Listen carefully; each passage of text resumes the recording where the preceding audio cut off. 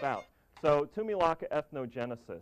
We're focusing on the Tumilaca, and I'll talk about what the Tumilaca were in just a couple minutes. But first of all, sort of the anthropological discussion of what is ethnogenesis. Really, when we're talking about ethnogenesis, what we're discussing is the formation of new ethnic groups and the process by which that happens. This is not an altogether clear topic. We look and study modern ethnic groups and modern ethnic group formation, and even when you're working with the living, as I'm sure Dr. Sandstrom can certainly testify to, it's not a very easy topic to deal with. We like to say sometimes that ethnicity is kind of like a slippery bar of soap that, you know, once you think you've got a grasp on it, it spits right out of your hand. So what is ethnicity? Ethnicity, anthropologically, I guess a definition that most anthropologists would agree with is that it is a overtly expressed, and what we mean by overtly is culturally expressed way of distinguishing between us and them. And ethnicity involves, if you will, self-identity or self-identification with a given social group, as well as making a difference between the others. So it is a way of distinguishing between us and them, and people do so very intentionally through a variety of ways. So just to give you some sense, among modern Andean peoples, we still see an awful lot of ethnic variety. Different villages, different regions of Peru are each characterized by their own styles of dress, and quite often what we see is even in marketplaces you'll see women who wear very different styles of hats, which they use as ethnic indicators. They use different styles of braiding their hair, different textiles that have different colorings as well as banding patterns and designs that will reflect the community that they come from, and sometimes even down to the family and the person who actually made the textile. So just to give you some example here, this woman would be from the Lake Titicaca region. She would be from the Cusco region, as would these two women, but they're from different groups or different communities around Cusco, and each, of course, refers to themselves as Runakuna, which means real people, and those other folks over there who do things differently, they're not real people. They're not quite human. So prehistorically, trying to deal with ethnicity is not an altogether easy topic, but given the preservation that we have in the South Central Andes, it certainly affords us the opportunity to do things that quite often peoples and archaeologists in other regions of the world are not capable of doing. So what kinds of things do we actually tend to look for when trying to distinguish prehistoric ethnic groups? First, we need to establish that those cultural differences that we're looking at are contemporaneous. We're talking about people who are living within the same region at the same time period or overlapping in time. This is obviously a very important task for archaeologists. And then we, of course, look for some of the intentionally or, if you will, overtly expressed forms of style that might be associated with ethnic identity. But then we also try to track other characteristics, other cultural traits that may not necessarily be conscious efforts to demonstrate group affiliation.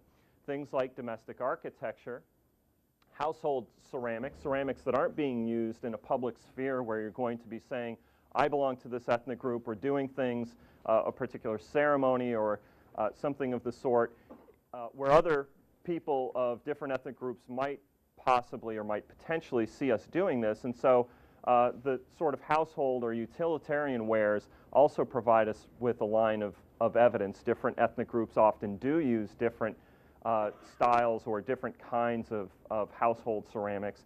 And then textile manufacturing techniques and dyeing techniques, we have found, at least within our region, do help us. They tend to co-vary with things like ceramic styles.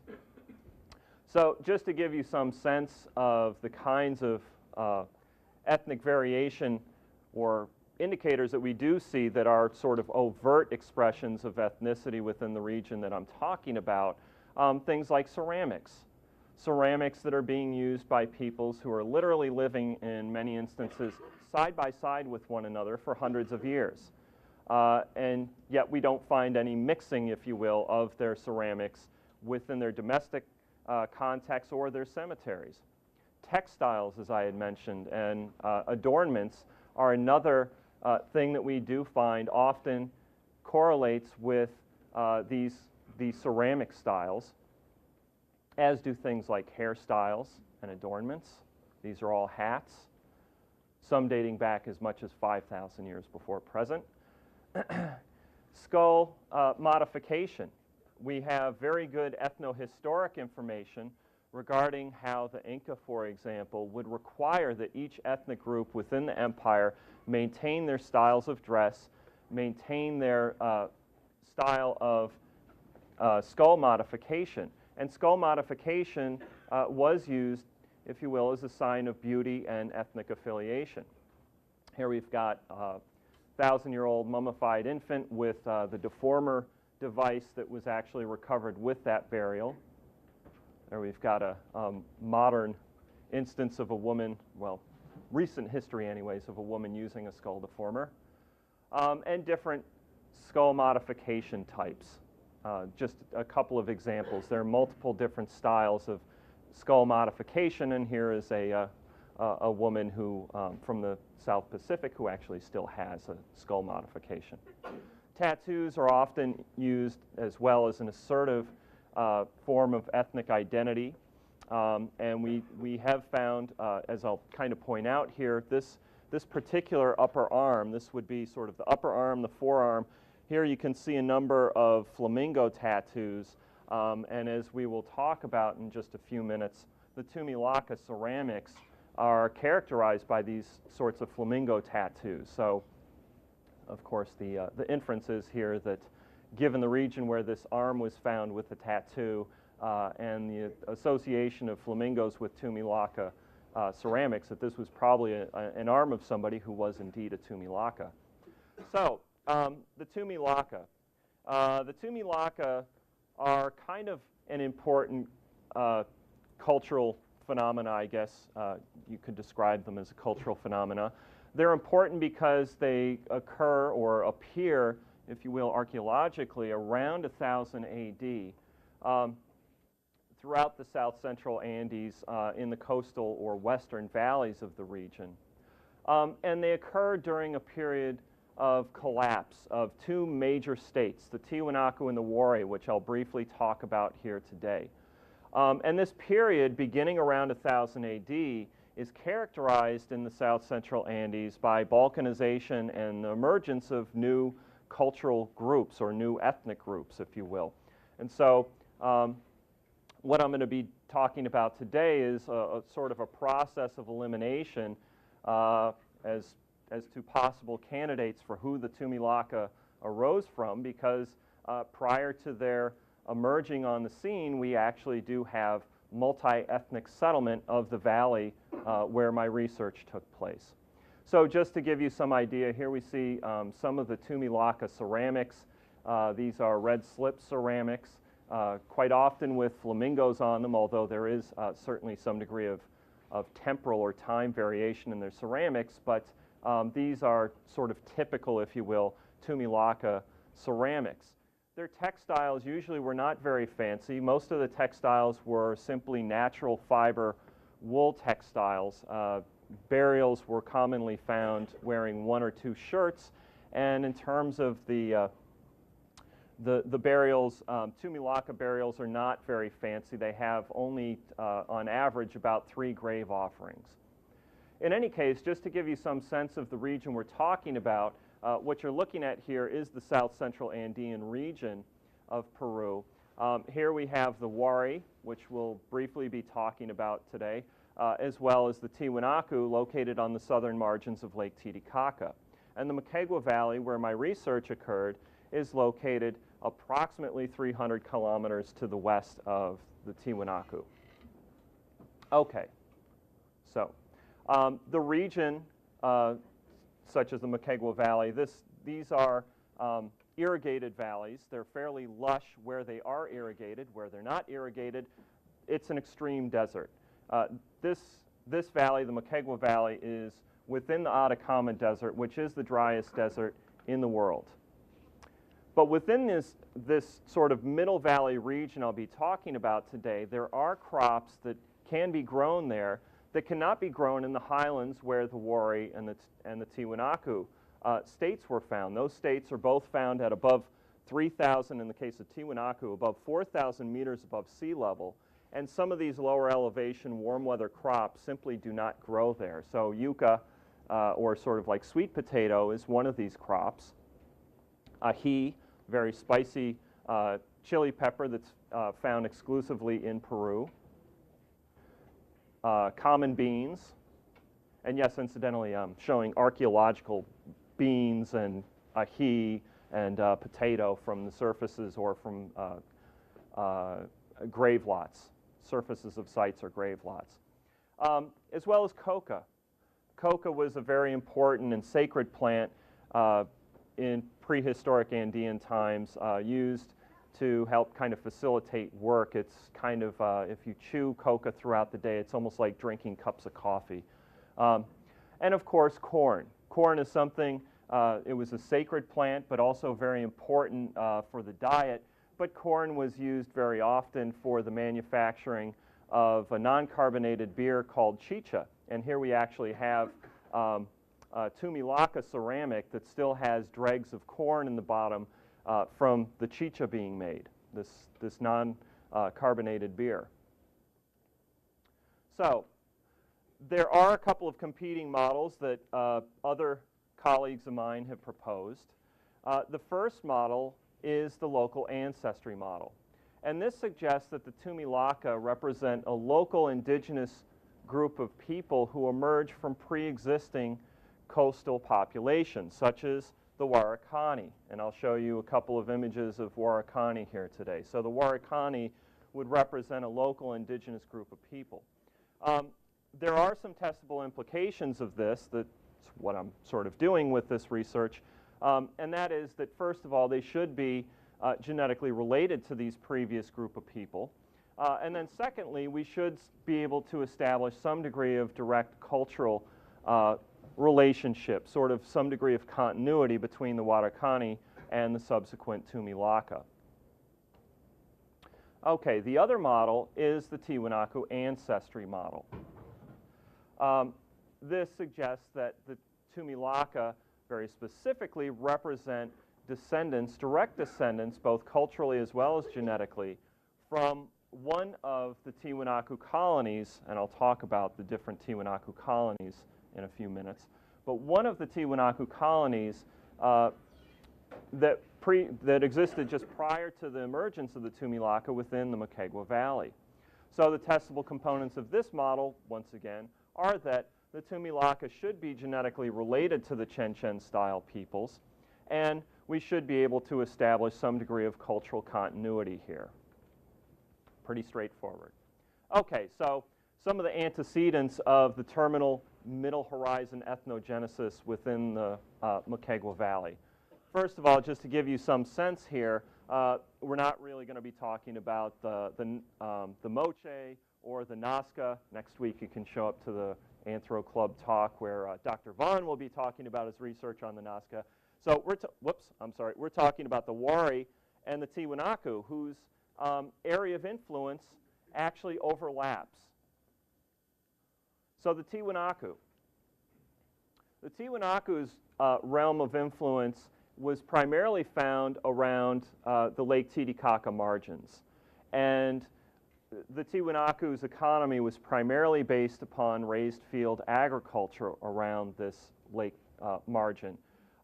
We actually have very good evidence to suggest that they also sent out colonists to different regions to cultivate some of these crops I just got done discussing that can only be grown at the lower elevations and not at the higher elevations where Tiwanaku is found. So as I had mentioned, Tiwanaku is found at approximately 4,000 meters above sea level within the Tiwanaku Valley. This is an aerial image of Tiwanaku. the sort of, if you will, the monumental core of the site, with a number of platforms, sunken plazas, and a big, huge platform called the Akapana. So the Akapana is sort of the preeminent feature at the site, and this site, the entire site, is actually oriented 8 degrees east of due north. And the Akapana itself faces, it's exactly aligned with the Iamani mountain off to the east. On top of this, there were elite residences. In fact, we actually think that these were residences of sort of shamanic elites that resided here. Whereas, and just to give you some sense, the Tiwanaku made extensive use of cut andesite ashlars in their architecture, and this gives you some sense of sort of the step nature of this Akapana mound. There was actually irrigation throughout the mound so that when it rained, the water would sort of cascade down the sides. Down below the Akapana, here we have a sunken court, as well as the Kala Sasaya, and the Kala Sasaya is where we had sort of more secular elites' residences. And the sunken court, we believe, given the nature of materials recovered from excavations at Tiwanaku, this represents kind of like the original area of the site. And prior to the Tiwanaku, prior to AD 750, actually more like prior to AD 500, we find these kinds of sunken courts found around the Lake Titicaca region, each having its own style of ceramics, but a very common, if you will, pan-circum-Titicaca cultural practice of having these sunken courtyards. Within the sunken courtyard, we have some interesting features, including these false tenoned heads. These false tenoned heads are of different styles, and the suggestion has been made, given what we know about what the more recent Inca did, that these might represent wakas, or if you will, representations of deities that were captured by other nearby surrounding polities as the Tiwanaku became a state. Here we actually have one of the stelas that was found within the sunken court, and there are other stelas that have also been recovered from the sunken court, sort of buttressing the suggestion that those tenon heads represent wakas that were captured from surrounding areas. This particular stela, the bottom half is present at Tiwanaku. The top half was found on the other side of Lake Titicaca at the site of Harappa. So the Tiwanaku actually carted this or floated it across the river and brought it to the sunken court. They kind of captured it and brought it there. Up above we have the Kala Sasaya with the Ponce monolith, very typical Tiwanaku in terms of the appearance, and we see instances of this Ponce monolith individual within Tiwanaku ceramics in his hands. He actually has a snuff tube with snuff paraphernalia as well as a snuff tray. We also have at Tiwanaku this monolithic monument, the Gateway of the Sun. What exactly they called it, we don't know. But on this, there's actually an individual who has two staffs in his hands. There we go, the gateway god, or the sun deity of Tiwanaku. This is a very, very common iconographic depiction that we see on their ceramics, their textiles, just about anything and everything Tiwanaku, including things like a gold mask that was recovered from the site. We see it on the ceramics. This is a golden drinking vessel. Some of the other Tiwanaku material culture, this would be a ceramic drinking vessel. Pumas are very commonly depicted on their ceramics. Here we have a incense burner from Tiwanaku. And Tiwanaku textiles very commonly are these four-pointed textile hats. within the urban core, it's not just that monumental center that I just got done showing you. There actually are neighborhoods, if you will. And the ones that are closer to the Akapana were elite neighborhoods. And we find sort of the very classic Tiwanaku ceramics from the neighborhoods of Akapana East. But farther out, the more recent neighborhoods that were constructed, kind of like the suburbs, if you will, of Tiwanaku, we actually have different, I guess you could say, economic practices going on in this different neighborhood, as well as things that fall within Tiwanaku state iconographic canons, but also have their own stylistic variation that's very different from what we find within the core at the city itself.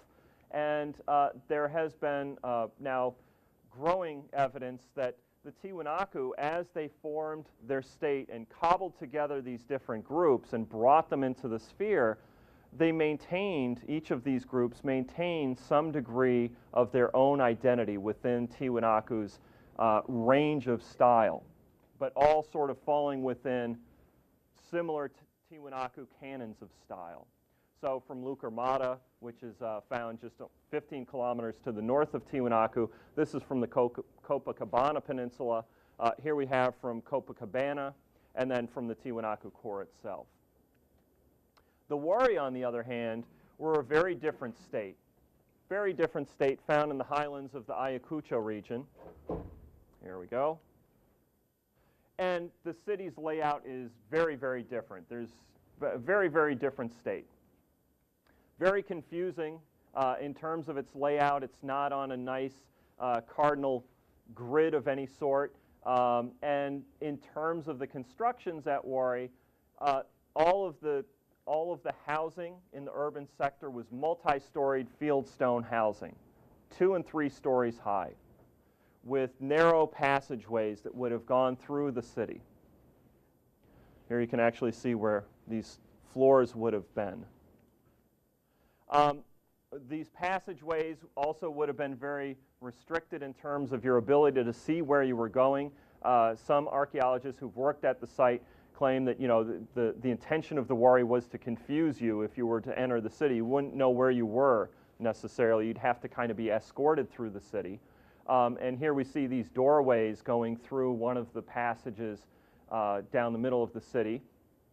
Trapezoidal in nature, very reminiscent of what the Inca did a few hundred years later. And the interpretation based upon analyses of the architecture is that there were different sectors at Wari that consisted of palatial holdings, as well as the support groups residing with elites at Wari. Just to give you some sense here, this is the architecture, also very reminiscent, very different from Tiwanaku's architecture, very similar to actually to what we see in the subsequent Inca quite a few hundred years later.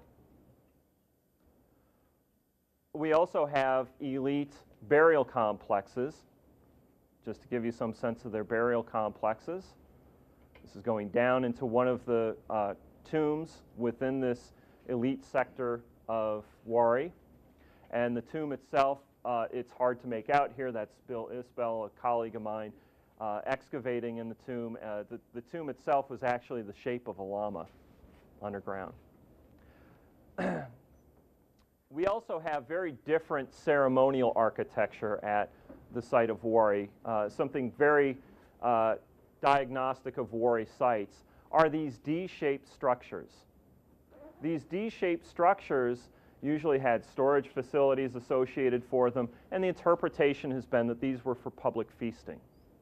Here you can actually see one of these D-shaped structures, the entranceway, and these D-shaped structures often have smashes, vessel smashes, found within them, these ceremonial vessel smashes,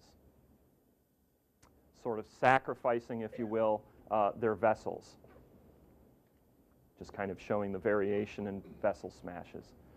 To give you some sense of Wari material culture, they too also had a staff god, but stylistically depicted in a very different way. and usually associated with agricultural goods. We also see these chevron designs on wari ceramics. That's the same ceramic as the last one just rolled out. Here we see, once again, sort of the sun god depiction, but a very different stylistic depiction of that sun god. And yet another kind of wari drinking vessel, storage vessel. And just to give you some sense of how big these things are, oh, I took it out. Some of these vessels are like this big. It would have been for storing chicha. There's a big, massive llama vessel. They're textiles, just to give you some sense here. Four-pointed hats, but they're actually shag or pile hats, where they actually would shear off the external portion of the textile. Very different from what we see with the Tiwanaku. And the wari are also known for their exquisite lapidary, their stonework. That's a wari mirror. Okay, so really what we're interested about here today is the Moquegua Valley. And the Moquegua Valley, as we've talked about, is located along the western slopes of the Andes. The elevations we're talking about are somewhere between 1,000 and 2,000 meters above sea level. So in this particular region, this is the modern-day Moquegua Valley as it looks today. It's considered one of the breadbaskets of Peru, even still today, in terms of the agriculture and agricultural productivity. And just prior to, if you will, the middle horizon, AD 750, to give you some sense of what the Huaracani look like, the Huaracani, we don't have really good dates beyond AD 500, and some scholars have actually suggested that they may have continued and lived alongside the wari and Tiwanaku colonists that we'll also be talking about there in a couple of minutes. But the Huaracani represent a very different tradition. They used what are referred to as tumalo burial constructions, these multiple layers of just earth and dirt and vegetal material. And the burials were found under these. This is actually one of the burials, would have been under this cap of vegetal material here. And the ceramics are generally undecorated pottery, just bowls primarily bowls. And let me point out the wooden spoon as well. I'll get to spoons in a couple minutes. Okay, so the Tiwanaku Diaspora, or Diaspora, however you want to pronounce it, within the Moquegua Valley. We actually have a number of Tiwanaku sites. This valley, remember, has now been intensively investigated for 25 years, and all of the sites concentrate in the Middle Valley region between about 1,000 and 2,000 meters above sea level. This is the most productive section of the valley. Within this area, we actually see sort of a spotty nature of different kinds of Tiwanaku settlements, as well as some wari settlements, which I'll get to in a couple minutes.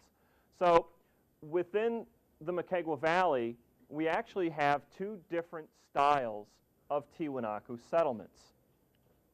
The Omo-Style sites are generally not associated with agriculture.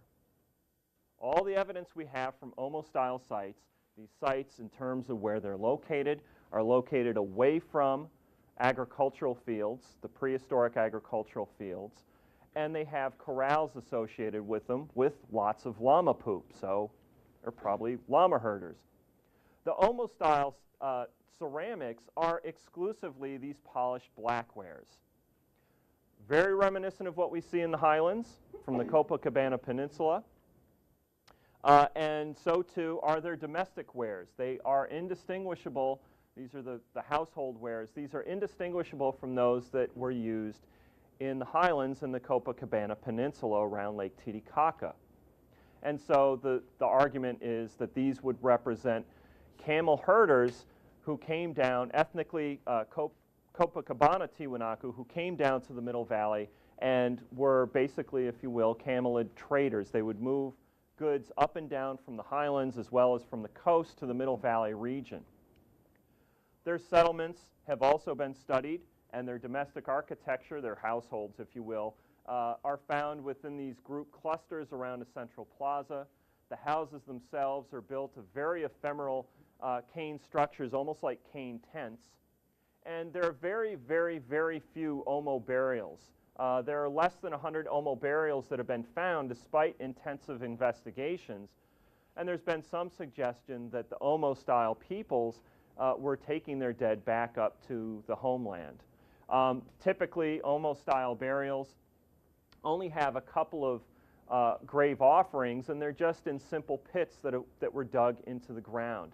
Now, just in case anybody thinks that that might be for socioeconomic reasons, the vessels that are found in the domestic as well as the ceremonial context, if I can go back here, the ceremonial sort of central plazas are all extremely fancy wares. So this is probably not due to socioeconomic status reasons. The Chen style sites, on the other hand, are all associated with agricultural fields as well as irrigation canals. The ceramics that we find associated with Chen style sites are indistinguishable from those found at the Tiwanaku core that are associated with the sort of the central core of Tiwanaku peoples around the Akapana. We see, once again, very fancy depictions of things like the gateway god, four-pointed hats, very clearly Tiwanaku hats, and the same that applied to the Omo-style ceramics in terms of their plain wares or domestic wares also applies to the Chen style. These are found and are almost indistinguishable from those found at the core of Tiwanaku. And we know that they were actually being provisioned by things like chunyo, a kind of potato that's freeze-dried and grown only at elevations above 3,500 meters above sea level. So these folks had access to highland goods as well. So, of course, the supposition is that the Chen style peoples actually represent colonists who were sent down to the Moquegua Valley, to the breadbasket, if you will, to grow things like corn and coca and chili peppers and things of that sort that only grow at these lower elevations. The sites themselves, the domestic architecture, is aligned the same way as the Tiwanaku site was aligned. They are on a grid system, and the houses are much more substantial with a lot more garbage. They have plenty of agricultural grinding stones, all very clear indications that the Tiwanaku colonists, the Chen style Tiwanaku colonists, were agriculturalists. Their tombs were generally stone-lined tombs. And we have thousands. At one site, the M1 site, the Chen M1 site, there are more than 10,000 tombs. That's just one site. We also have ceremonial architecture. Yeah, there's a lot of tombs that are around this ceremonial architecture. This is an aerial photograph from the 1950s. Here we actually have a Chen style Tiwanaku temple made of cut ashlars, very similar in fashion to the Kala Sasaya at Tiwanaku itself. The Wari, on the other hand, primarily focused their occupation around this really impressive collapsed volcano called Cerro Baul. This particular site can be viewed throughout all of the Middle Valley, and very interestingly, we even have Tiwanaku settlements along the slopes of Cerro Baul, and yet there is no mixture whatsoever of Tiwanaku and Wari materials. And they coexisted for about 500 years with one another. There are also, this is just to give some sense, there are also associated settlement sites or satellite sites with Cerro Baul, people who we think were probably supporting the site on the top of Cerro Baul, just to give you some sense of how precarious it is to get up there. This is the pathway along the side you have to walk around. Everything had to be transported up to the top of this site. And the site, this is a Google image of the site. the site has very characteristic Wari architecture. Multi-story, fieldstone type architecture. Just to give you some sense now, most of it has collapsed, but my colleagues Michael Mosley and Ryan Williams have been excavating there for the better part of the last 10 to 15 years. Some timbers from the second story that collapsed in.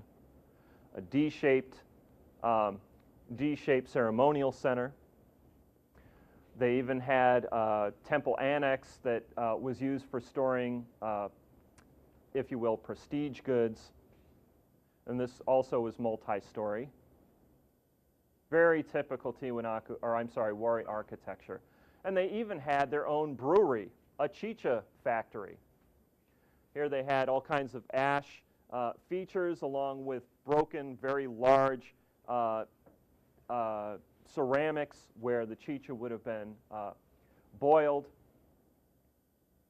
And the interpretation of this site, yeah, there's Wari serving vessels. The interpretation of the site is that it represented sort of, if you will, an emissary outpost of the Wari in the Tiwanaku heartland. Just to give you some sense of Cerro Mejia, I'm not really going to talk very much about this, but just to demonstrate that, yeah, it was a Wari site, very typical Wari fragments there. Okay, so the evaluation of the models, the different models. The samples that I used for this particular research would include a Paleo-Indian sample that I collected. The Paleo-Indians represent the very earliest migrants into the New World. A sample from Tiwanaku itself. A number of samples from the Moquegua Valley. The Chiribaya, La Ural, San Jeronimo, and Chiribaya Alta, last spring I talked about these folks and how they're probably related to the Tiwanaku as well. But I also have a pre-ceramic or sort of a founding population of the region.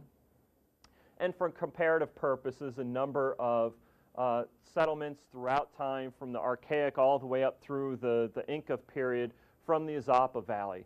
And previously I have reported on my research in the Izapa Valley indicating that there wasn't a whole lot of evidence for massive intrusive populations like the Tiwanaku into that valley, either biologically or culturally. Okay, so the samples that I collected this past summer would include a Chen style sample from the Chen site itself. There were multiple discrete cemeteries at the site, but basically not really very much in terms of variation in their graves or grave offerings. I also collected data from ongoing excavations at the Tumilaka site. The Tumilaka site itself, here is Cerro Baul, there's Cerro Mejia. The Tumilaka site is actually along the bottom of Cerro Baul. This site is a fortified site. It actually has a moat and a wall around it. Multiple discrete cemeteries. There are at least 4 discrete cemeteries at the site. These are ongoing excavations from last year. And just to give you some sense, the tomb styles are identical to those associated with the Chen style folks. Ceramics actually don't look very different from the Chen style. There are some differences. They use different slips, slightly different designs, as I'll talk about, but they are not identical by any means. Come on, switch. Oh yes, and we've got spoons. I'll talk about the spoons.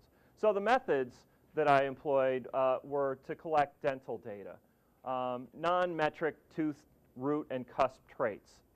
And those of you who've heard me talk before know sort of about this. These tooth characteristics have a genetic basis to them, and these characteristics have been used to reconstruct known relationships, biological relationships amongst living people, as well as historically known migrations of people. And they do actually, in many instances, even better than the genetic data for some reason.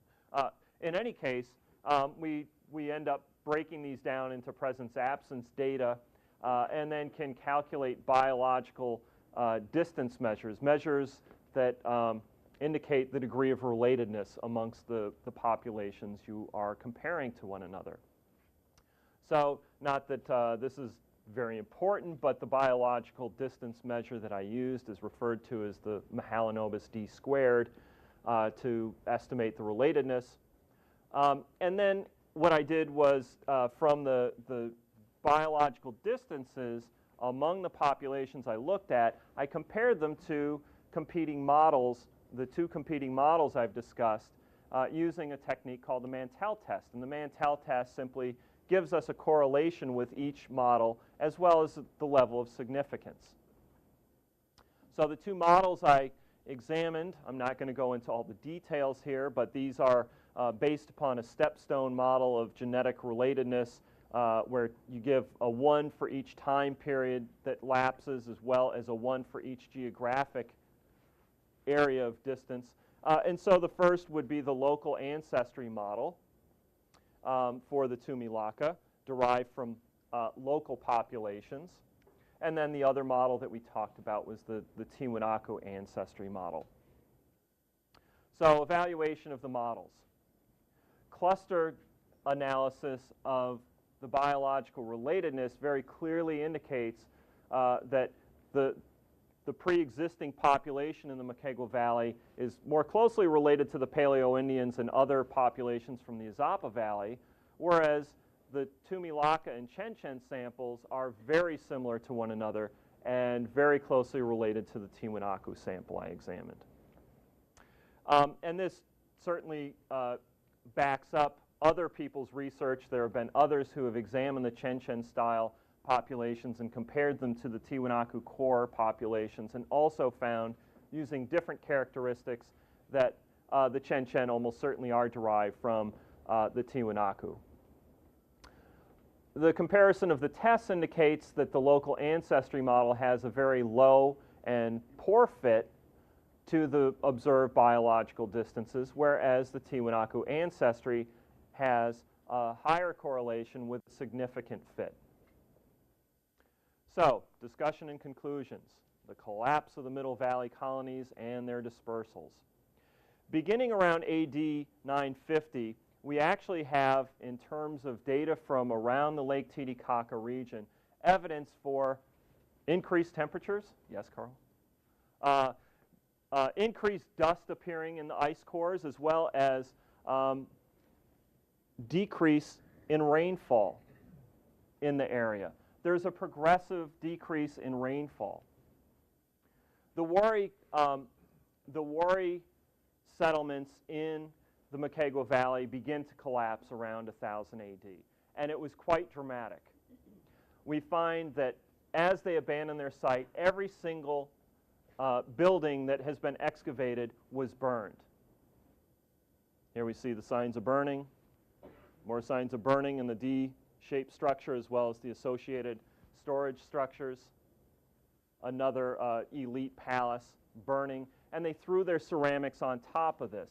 The interpretation by my colleagues has been that they did this intentionally as they abandoned the site around 1000 AD. The Tiwanaku colonies, on the other hand, what one of my colleagues, Ryan Williams, has found is that the Wari set up irrigation canals beginning around 800 AD and had them finished by around 900 AD. All the folks living down the valley from them would have started to notice, with this decreased rainfall around AD 950, a shortage of water coming down into their irrigation canals. And so what we see is that the Tiwanaku colonies, beginning around AD 900, start to disperse. They go to previously uninhabited regions of the upper valley as well as the lower valley. And this is what the Tumilaka, we see the appearance of Tumilaka settlements. These Tumilaka settlements actually use stones that were looted from previous Chen style sites. They literally destroyed the domestic structures, carted off stones from the Akapana-like temple, and used them in their tombs. Their settlements are located on fortified hilltops with defensive walls and moats around them. There is no orientation of the domestic architecture. And if I can also start to kind of discuss the ethnogenesis, we see evidence for both continuity and discontinuities in terms of the material culture of the Tumilaca. The houses, in terms of their construction style, are almost indistinguishable from one another. However, the storage features are very different. Whereas at Chenchen, which supposedly is under state control of the Tiwanaku, we have these centralized storage pits within the center of the settlements. During the Tumilaca phase, beginning around AD 950 to 1000, each household has its own storage facility. We also see a huge change in terms of the diet. Whereas under the Chenchen style garbage, if you will, from the Chenchen style sites, we see a predominance of llama meat and a very small percentage of guinea pig in terms of their protein. Under the Tumilaca, there's a great decrease in llama meat and a huge increase in terms of guinea pig meat. Continuities in their burial styles. We see very similar burial styles. In fact, they're almost indistinguishable. Same is also true of their spoons. Their spoons are very, very similar to one another. However, one of the discontinuities that we see in the ceramics and all other aspects of Tumilaca culture is the dropping out of the gateway god, completely absent from Tumilaca ceramics. Tumilaca ceramics become much more variable and appear to be fired under lower quality conditions. The slips become more variable, the designs become more variable, whereas under the Tiwanaku, the Chenchen style, it was much more uniform in terms of the decorations that appeared on them. And it's almost as if each site had its own variation of Tumilaca style. We start to see the emergence or appearance of these flamingos that become fairly ubiquitous on the Tumilaca style ceramics.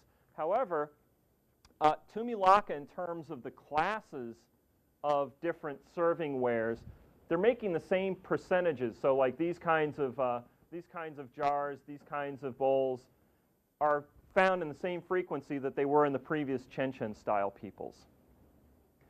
And these are late Tumilaca ceramics, which you can see are really quite variable, very, very different, and quite often very low quality.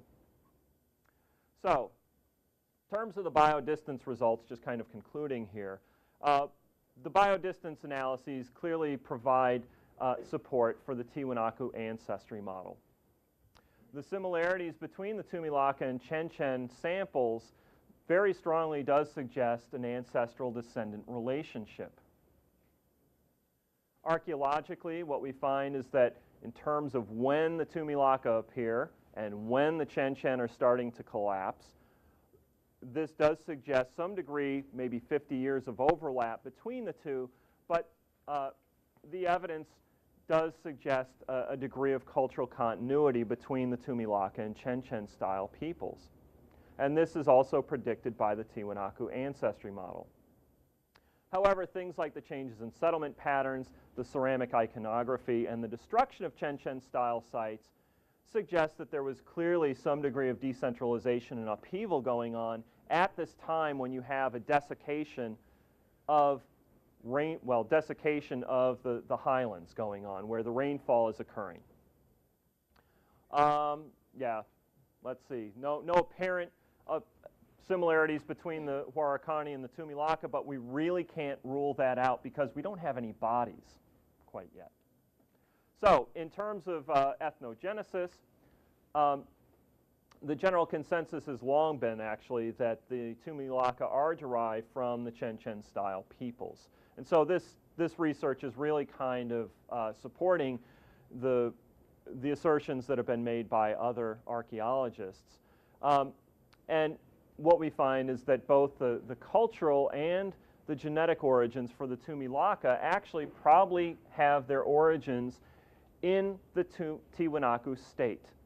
As the Tiwanaku started to cobble together different ethnic groups, this actually, the Tumilaca style almost certainly has its origins in one of the ethnic groups that was cobbled together by the Tiwanaku during their state formation. And as that state started to collapse from the periphery inwards, these ethnic groups started to reassert their individuality and their identity. So why might that occur? We find that ethnic shifts do tend to occur and lose their importance or meaning, if you will, when individuals, as I have down there, you can read that quote for yourself, feel estranged and isolated from a distracted post-independence polity. And that material expressions of ethnicity do tend to be, to some degree, tied to history and cultural practice. So we do things this way because that's how my parents taught me how to do things. But we're trying to reject what the Tiwanaku, the symbols of the Tiwanaku. Does that sort of make sense to some degree? Okay. So, yeah, identity certainly can reflect a rejection of the previous assertive style, and that's what we think is going on in terms of Tumilaka ethnic emergence. So Tumilaka had its ultimate origins in the multi-ethnic nature of the Tiwanaku themselves. And that's it.